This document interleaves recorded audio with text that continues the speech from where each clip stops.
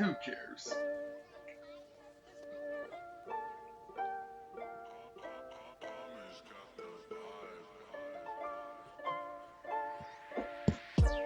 Alright, I am back. I took a long ass time, and I don't care.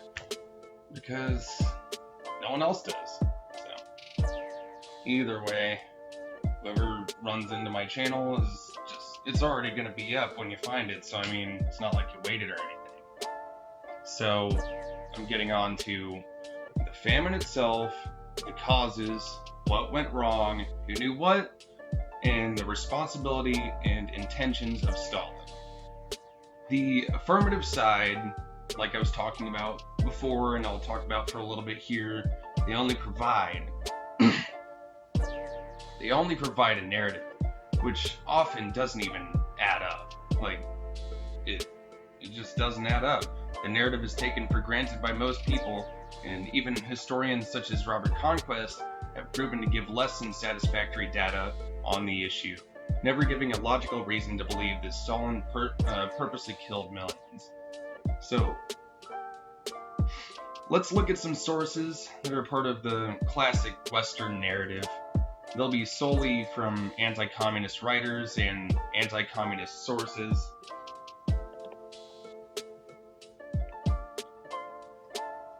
To start out on a very familiar position for a reader, I'll start with the History Channel. The History Channel's internet biography of Joseph Stalin. And for anybody who says the History Channel isn't a good example, you're going to get the same thing anywhere else in Western media. It's just a good, starting point. It's what a lot of the boomers would look up. It's what a lot of us would look up if we really wanted to find a Western narrative on this. Or, a basic example. They blame the collectivization of agriculture when they blatantly showed there was a resistance against the state just without providing any of the important context. Quote, his development plan was centered on government control of the economy and included the forced collectivization of Soviet agriculture, in which the government took control of farms. Millions of farmers refused to cooperate with Stalin's orders and were shot or exiled as punishment. The forced collectivization also led to widespread famine across the Soviet Union that killed millions. So let's see what the BBC News has to say about this whole Holodomor story. Looking at their article titled Holodomor, Memories of Ukraine's Silent Massacre, we get a look from a woman, Nina Karpenko, who actually lived through the famine. She talks about how bad the living situation was as far as food, showing the journalist the bread they would eat. BBC said it hardly resembled bread. I saw it too. Definitely didn't look like bread. It looked ridiculously gross. And how they would make it, they showed how they would make it. They took a video of that too. Pretty goddamn disgusting. She tells of how her mother would walk over 9 miles to get the food they needed and had to exchange valuable belongings just to purchase it. These things were earrings and a gold cross that was worn on the neck. She spoke of the eerie tone of the entire village how it was silent and nobody wanted to talk or, quote, look at anything. Everybody just thought of death. BBC then moves on to other things regarding the famine, how it's remembered in Ukraine, how many people died, according to a Yale professor, descriptions of images of people dead in the streets. They then talk about how there has been past disagreements on how the famine actually or exactly went down. Previous Ukrainian heads of state have said that the famine was intentional and genocidal. Meanwhile, the current Ukrainian head of state says it was a terrible famine, but it was not intentional and genocidal, or it was not a genocide. Karpenko claims that after they resisted, that the Soviets took all of their food, even beans that were set aside just in case. Quote, a terribly cruel story, but of course, objective events are always up for interpretation. Like, this was a terrible famine. Just completely ridiculously bad. But the thing is, Stalin was completely against the seizure of food, even when there was any sort of resistance. He wanted the death penalty for people that were, hoarding or stealing food, but it wasn't this way with Stalin. He was completely against seizing food from really anybody. The OGPU, the secret police at the time, were responsible. And, that makes Stalin a little bit responsible too, but he definitely was not for those actions that they took. He would be responsible just for hiring incompetent bastards.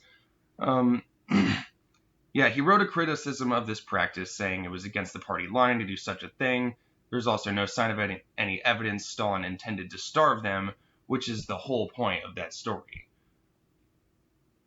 This is something which is very, very common amongst Western documentaries on the issue.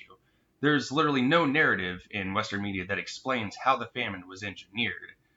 Because in the 30s, when it was first being talked about in America by Hearst journalists, there was no evidence, and since it got brought back up, it just seems like it was all assumed. They just talk about the famine, how many people starved. It was Stalin's fault, and this is what happens when you have communism. It's not even like data on the famine is hard to come by. It's really easy to get. It's just when you read books that don't have the title Stalin's Total Massacre of 1 million people in X case, you have a bunch of people beating you down, asking you why you're defending Stalin. Though you're not. You're just trying to investigate socialist history, or whatever. That's what I'm doing. The current Ukrainian head of state, though, says it wasn't a genocide, although all former heads of state claim it was. The United States doesn't recognize it as a genocide in every state, and of course the current Russian Federation maintains it wasn't a genocide. Whether or not they have a factual basis for that claim, I don't know. From what I've gathered, though, nobody brings home a solid argument to convince someone the Soviet Union performed a premeditated killing of Ukrainians or the peasant farmers or kulaks. The last source on the affirmative side of the issue is a site called holodomor.org, and they have a lot of eyewitness accounts and even letters sent to Stalin from people in the Ukraine. And why wouldn't Stalin have seen these and immediately taken action if he cared about Ukraine and the kulaks? It's a good question.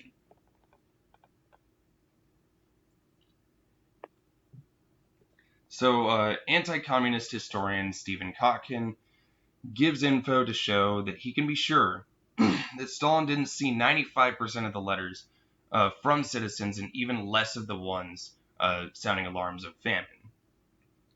There's also evidence from R.W. Davies that Stalin was more focused on writing to Kaganovich during his harvest season vacation times from 1931 to 1936. And according to Davies, there were an accumulated 850 letters between those two, Kaganovich and Stalin, in those 6 years. And the incoming quote reveals, even without Stalin being completely distracted, he had a vast amount of letters mailed to him which had to be sorted or thrown out. So Stalin's non-holiday mail was so voluminous. In the 6 months leading up to August 1931, the apparatus processed 13,000 private letters in his name, enumerating each writer's identity, social origins, and employment, and appending summaries of every letter, transferring most to the archives, sending some to government agencies for response, and forwarding 314 of them to Stalin. So, just a minute amount of, the real number of letters sent to Stalin. He only saw 314 out of 13,000. It's ridiculous, but it's kind of the reality of the situation. They weren't an industrialized country. They didn't have internet. How are you going to read 13,000 emails?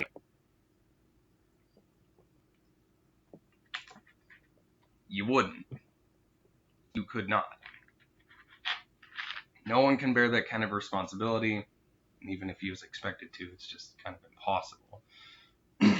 Stalin did have a kind of disgust for kulaks, though. They had a really shitty relationship, and if you heard If you listen to the last video, then they have a really tense relationship at this time, like especially at the time of the famine. Robert Service quotes Stalin saying he intended to eradicate the kulaks as a class. We can't be totally sure whether he meant kill them or liquidate them. What we can be sure of is the Politburo never implemented any measures to explicitly kill them off. They only approved the liquidation of them in January of 1930. So one can assume his intentions without being 100% sure. Policy split the kulaks into three categories. They sent one of the three categories of kulaks to the Gulag, but they were sent there before the famine, and as Parenti had shown, the Gulag was only a starvation site, like a death camp during the famine and wartime. So it could have been just a really shitty coincidence that they're in the Gulag during the famine. Another group of a few 100,000 kulaks were sent to the Kazakh region, where matters were most dire during the famine, according to Stephen Kotkin. Stalin sent aid once the famine started, and the kulaks had arrived a year before that. Stalin got warned. This is a quote from Kotkin right here. Stalin got warnings of lagging harvest preparation as well as locust infestation and ordered some actions. If Stalin wanted to just off them all, why didn't he just send all of them to gulags instead of sending aid to one of the affected areas with kulaks? Why make things more complicated if you're just trying to kill them? If he wanted to starve them out, he would have just done it, but he didn't. So what about the famine after that one, after the one in Kazakhstan, when the kulaks and Ukrainians suffered so much? So here's some archival info, which are letters between Stalin and the Ukrainian General Secretary. If it'll ever scroll. Okay, so there's a quote from Stalin that can be found in the archive of the President of the Russian Federation, Von 3, Record Series 40, File 80, page 58, in which he says the political bureau believes that shortage of seed grain is many times worse than what was described in Comrade Kozior's telegram. Therefore, the political bureau recommends the Central Committee of the Communist Party of Ukraine to take all measures within its reach to prevent the threat of failing to sow in Ukraine. Signed, Secretary of the Central Committee, Joseph Stalin. In reply to what Stalin wrote, Kozior replied with this: there are also isolated cases of starvation, and even whole villages starving. However, this is only the result of bungling on the local level, deviations from the party line, especially in regard of coal colts. All rumors about, quote, famine in Ukraine must be unconditionally rejected. The crucial help that was provided for Ukraine will give us the opportunity to eradicate all such outbreaks of starvation. In reply to Kozior on the same day, Comrade Kozior, you must read attached summaries. Judging by this information, it looks like the Soviet authority has ceased to exist in some areas of the Ukrainian Soviet Socialist Republic. Can this be true? Is the situation in villages in Ukraine this bad? Where are the operatives of the OGPU? What are they doing? Could you verify this information and inform the Central Committee of all Union Communist Party about taken measures? Sincerely, Joseph Stalin. The letter was written in the middle of March 1932, which was when the famine was first taking effect. So apparently neither general secretaries were aware of the extent as it was beginning. So proper agency not being taken immediately seems a little bit more understandable now. Data from Years of Hunger, Soviet Agriculture from 1931 to 1933 shows food aid took up to a year in some places, for reasons not noted. Though this is a very long time, one could also take note what took place shortly after these letters were received. In 1932, there was an increase in imports of grain, dividing grain exports by nearly 3, and decreases in grain collection. Grain exports were down from 4.5 million tons from 1931 to 1932 to 1.8 million in 1932 and 1933, and imported over 1 million tons that same year. One should be able to infer that there wasn't some sort of deliberate starving, as the amount of grain taken for the government out of that million could only reach 69,000 tons. That was the amount they were able to gather for the attempted special government reserve, a measly amount compared to what was wanted, and it took a couple of years to just get that much, 69,000 tons. It's not that much. And so here's a quote from, I think this is from the archives, it's just not scrolling. Okay, so this is another quote from R.W. Davies. Kind of a confusing way to put this quote, but I made the transcript myself. We have not obtained access to the Politburo working papers in the Presidential Archive, to the files of the Committee on Reserves, or to the relevant files in military archives.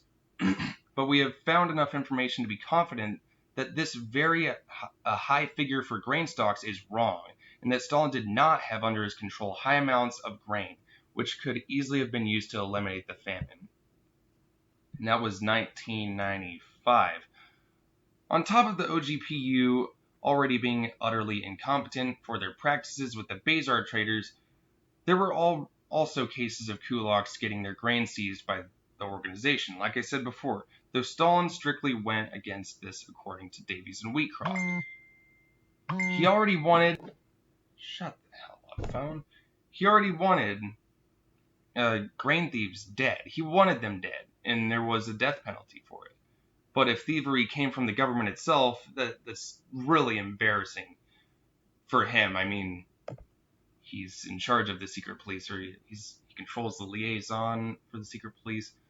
I can't remember when he received that kind of power, or if he always had it. I don't know.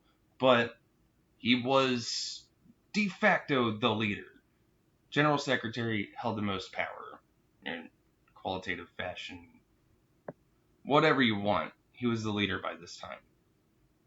So yeah, the OGPU seemed like it was just a joke of an organization, and they only worsened things. It kind of makes sense they weren't an organization for much longer.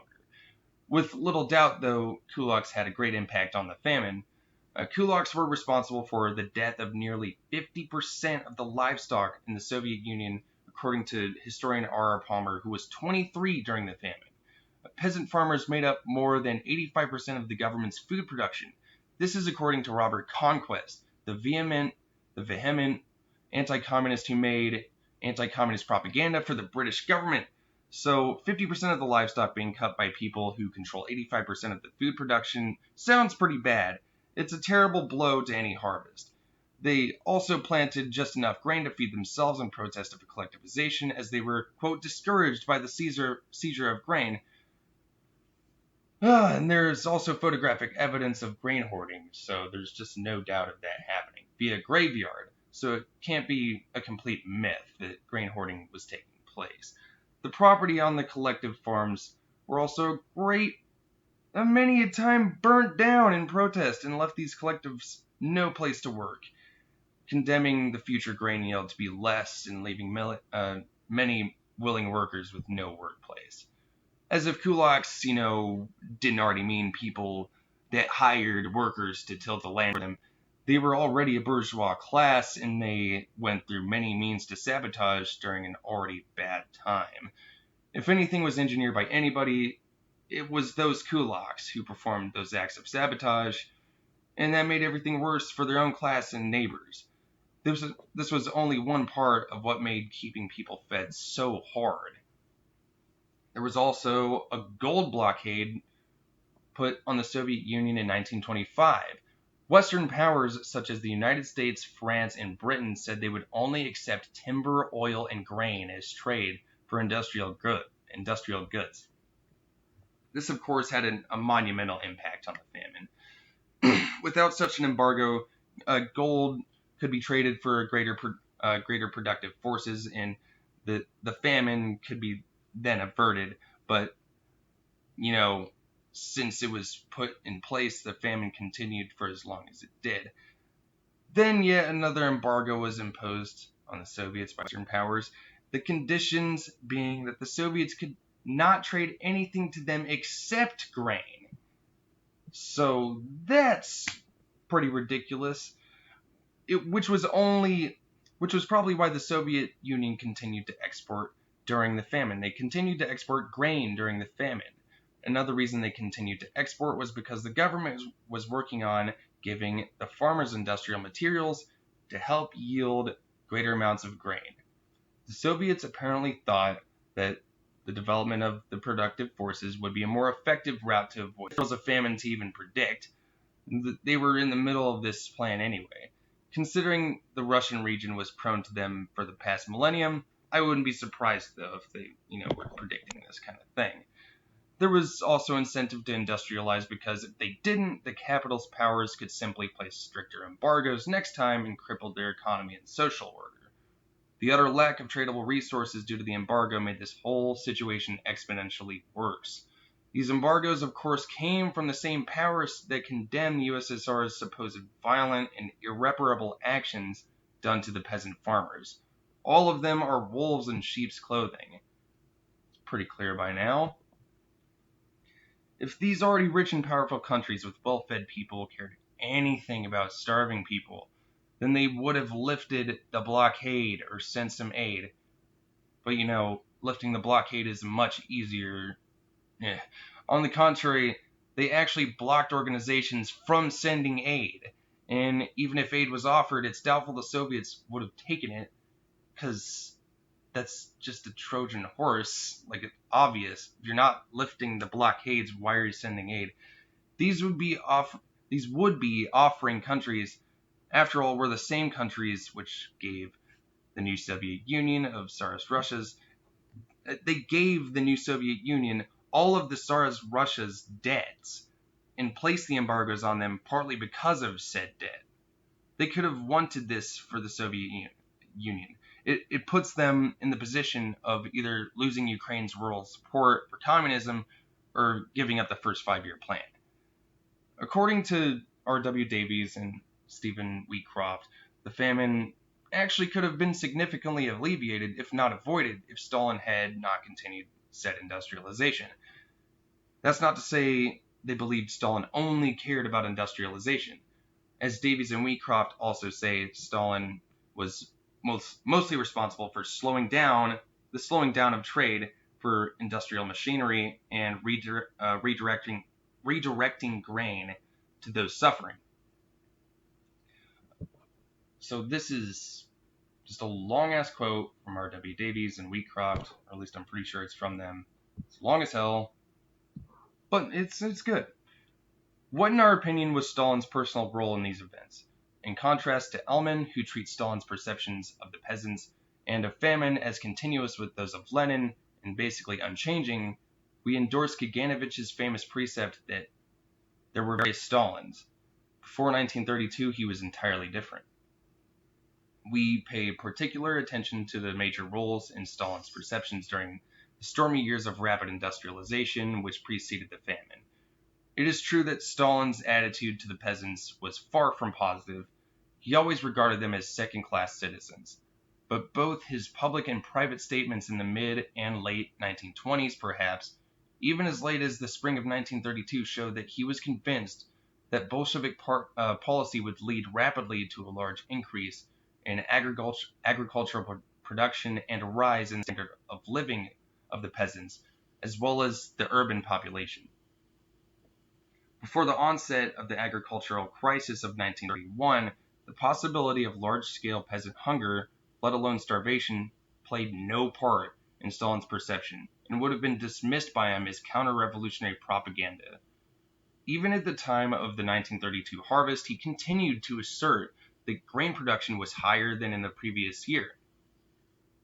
In 1932 and 33, Stalin was closely identified with most of the measures adopted during the agricultural crisis and the famine. He personally endorsed and often specifically proposed all of the decisions on the reduction of grain collections and the allocations of grain to the famine-stricken areas. But he also initiated and endorsed measures involving large-scale use of force. He took a hard line, certainly took a hard line.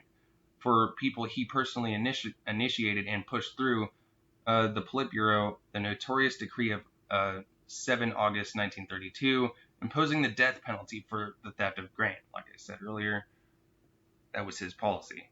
He pushed for it. He was extremely nervous about the situation in Ukraine, writing to Kaganovich on 11th of August 1932. We may lose Ukraine. He certainly believed that the famine was the peasants' own fault, though. In this context, he committed a crime of omission. He was entirely unwilling to admit the failure of his own policies. While the grain exports were cut, Stalin made no effort to secure grain assistance from abroad, partly because of the severe foreign exchange crisis, but also because this would have exposed the Soviet claims about the success of collectivization. He was more concerned with the fate of industrialization than with the lives of the peasants. Pretty fucked up. However, we have found no evidence, either direct or indirect, that Stalin sought deliberately to starve the peasants. The top secret decisions of the Politburo, endorsed by Stalin, never hint at a policy of deliberate starvation. Moreover, in their most secret letters and telegrams to Stalin, his closest associates, Molotov and Kaganovich, treat hunger and death from famine as an evil for which the kulaks, or wider sections of the peasants, and inefficient local organization are largely responsible, but which must be mitigated as far as possible by local and central measures. In his letter of the 15th of March 1933, which Elman cites, the Ukrainian party leader Kosior, while blaming the peasants for the famine and arguing that they should learn in the future to work harder, at the same time set out measures by which the local authorities should reduce the impact of the famine by supplying the population with additional food from local resources.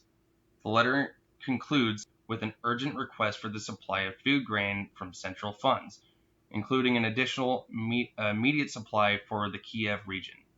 This is not the kind of letter that would be addressed to a Stalin, who was known to be secretly calling for the starvation of peasants. Similarly, the documents prepared in the OGPU about the famine criticized the local authorities for removing the food stocks of the peasantry and treat such behavior as a violation of the party line. The authors of these documents evidently did not know that Stalin was pursuing a starvation policy. But if neither the central nor the local party leaders nor the OGPU knew of the existence of this policy, how could it be put into effect?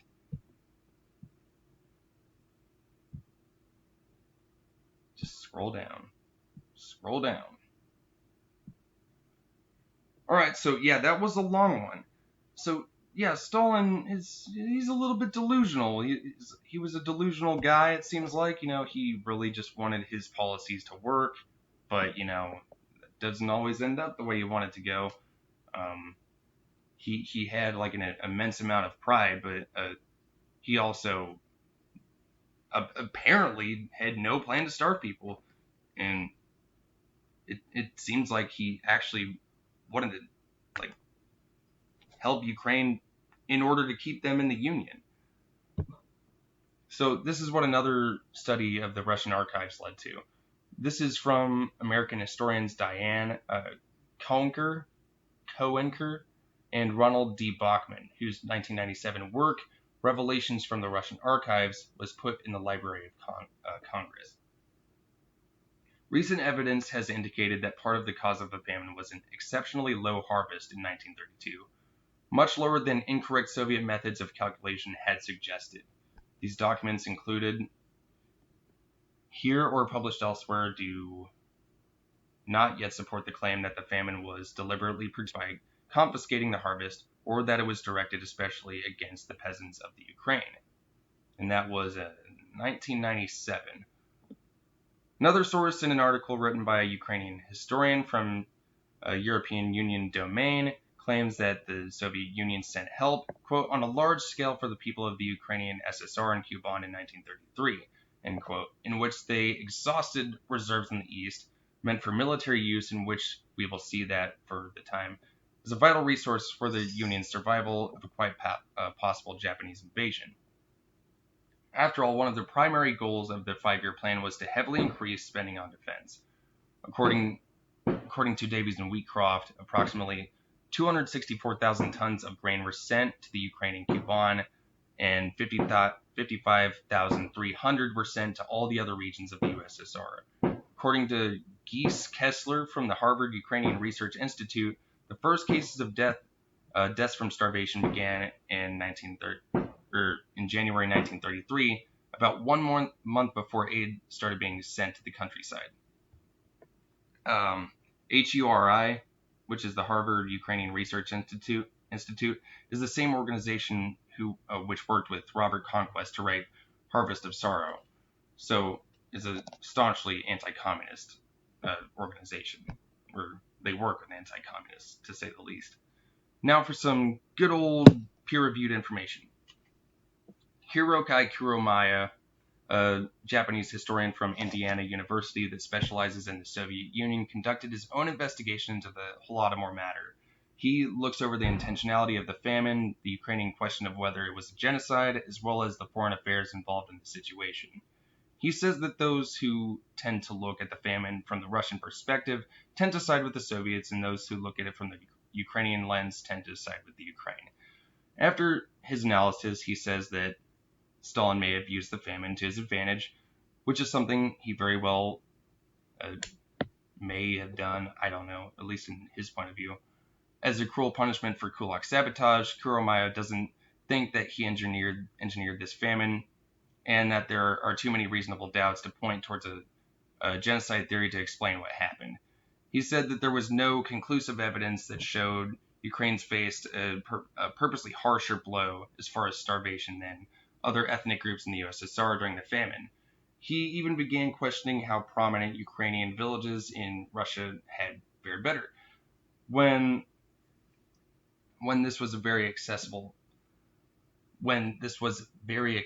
knowledge. He also said that it remains to be shown that ethnic Russians in Ukraine were much better off than ethnic Ukrainians in Ukraine.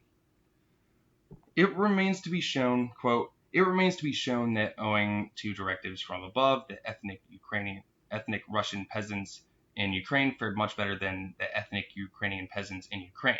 An examination of ethnically mixed areas is called for. In Russia, for instance, the southern parts of the Voronezh were heavily inhabited by ethnic Ukrainians. In some districts, more than 3/4 of the population were ethnic Ukrainians. In some districts, the vast majority of whom spoke Ukrainian.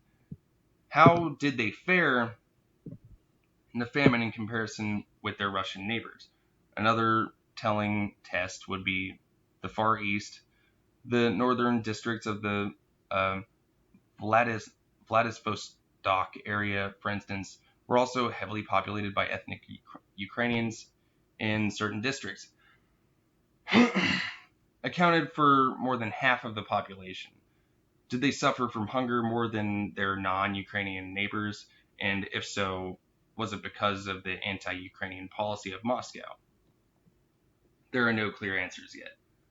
Poland, Ukraine, and Japan were ready to go to war with the USSR, according to Kuromaya. Japan sent a letter to Moscow threatening to take over Siberia and the rest of the far eastern region of Russia. Poland was also gathering intelligence with Japan against the Soviet Union, against the Soviet Union, cooperation that had started at the time of the Russo-Japanese War and continued into World War II. This, Kuromaya says, is why Stalin sent over 3 million, quote, poods of grain. It's a Russian term to describe 36.11 pounds. 36.11 pounds of grain. God damn. Over to the soldiers in the Far East. He goes on to say that Stalin did not want to lose Ukraine as a political ally and did in fact want to help them, which he did. In fact, there was a whole Ukrainian Ukrainianization campaign put on by Moscow in the late 20s to sustain a peaceful and stable Ukraine. It was only until 1932 in December when, well into the famine, that Moscow started to move away from Ukrainianization because of the nationalist threat and the immigrant movement put on by the kulaks. Surprisingly enough, the gold and grain blockades were never even brought up, though they definitely happened and are important pieces of data to consider when looking at this event. He also never says a word about the grain that was sent exclusively to Ukraine and Kuban, numbered at 264,000 tons, while the rest of the Soviet Union shared 55,300 tons. If this data were to be brought into Kuromai's investigation, he could have been even further swayed away from the genocide thesis. Now let's look at what people from Harvard Ukrainian Studies have to say about this whole debacle. Andrea Graziosi, a member of the collective, said that the famine was far overlooked by historians of the 20th century and still are. The first full-length book published on the incident was not written until 50 years after the fact, and it was coincidentally written in honor of the event's 50th anniversary. This book was Harvest of Sorrow by Robert Conquest. This dominated the narrative. It was the only book, and this book sucks. Graziosi said there were inaccuracies or shortcomings in his and the HURI's work, and says that people at the time didn't know what they know today. Quote, "In this light, it is startling to recall how little we actually knew. With few relevant exceptions, historians were oblivious to one of the 20th century Europe's most crucial episodes."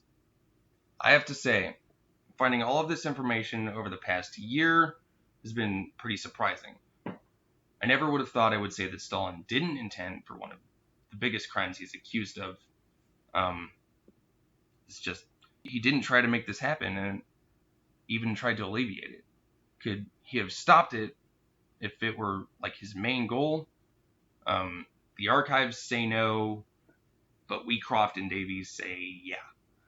Could he have done a better job? Yeah, sure. But there still would have been a major issue of starvation. It's likely he still would have been subject to major scrutiny. The big thing to take from this, though, there was no plan to kill Ukrainians, and there was no plan to kill kulaks. The negative side of this whole argument includes claims of how much livestock died, which were needed to pull plows. Sources for the affirmative usually go as far as letters to Stalin, telling him he made mistakes, that he hasn't sent food for 3 months, and that quotas were impossible to reach. These letters don't exactly make somebody knowledgeable on the entire extent of the famine in Ukraine, meaning he may not have known how much aid to provide.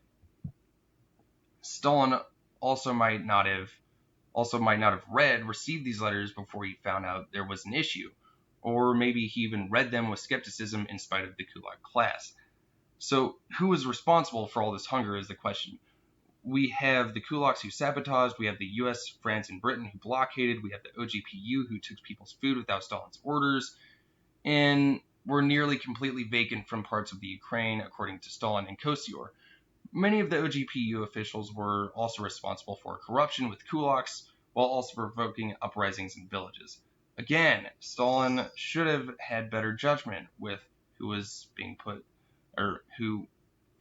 he should have had better judgment with putting these people on duty. Though it wasn't completely his fault, he's still highly responsible for these issues at the OGPU. He's the leader for a reason. One can't have the power without responsibility for other people's actions, right? Then lastly, we have Stalin. While he exported less and less as the famine went on, he didn't cease it completely. Then again, he also imported more that same year. One has to look at the geopolitical situation now. If he had ceased the first 5-year plan, this would have just happened again. The same thing would have happened again. the blockades would have remained, and the industrialization of the USSR would be much harder to achieve, and hunger would be maybe even a bigger worry in the future. Because of the industrialization, it took a Second World War and then liberalization in the 80s for there to be hunger again. They achieved a ton with the first plan, despite the terrible hunger which happened during it. Aside from the USSR itself, the goal of my work is to find the truth, and the specific truth I'm looking for is whether socialism is a viable system anywhere in the world, mostly in the United States. It isn't to figure out whether Stalin was good or bad, it's to figure out if there's an inherent problem with socialism and socialist leadership to be found in the history, and so far I'm not finding one. In regards to Stalin, his historical image in this study is in accordance to what I found. He did some reprehensible things such as impregnate a 13-year-old. That's pretty goddamn bad. I can't remember if he pushed her to committing suicide or whatever, but yeah, he's a terrible guy. He's a terrible guy. This doesn't stop me from investigating him though, or the country he led either.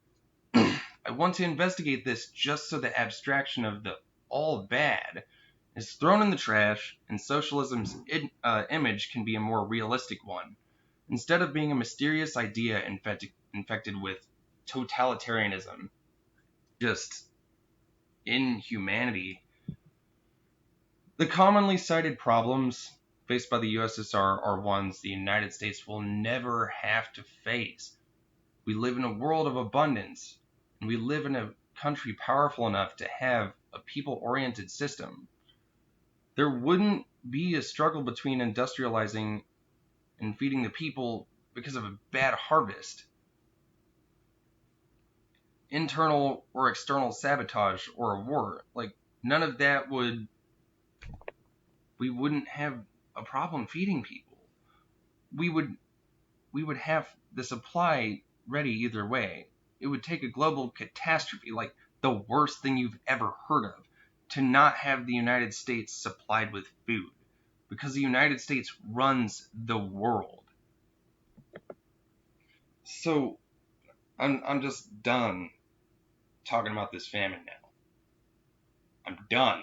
I worked so long on this. I worked a year to get this done. And